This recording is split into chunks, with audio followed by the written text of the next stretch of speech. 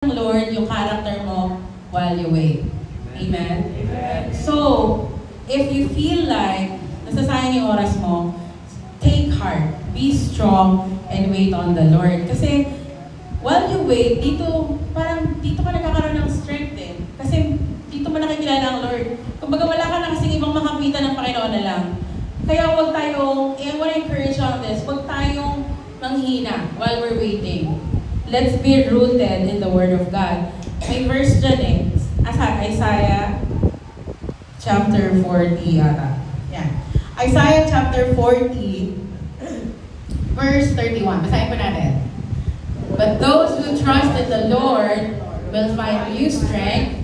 They will soar high on wings like eagles. They will run and not grow weary. They will walk and not faint.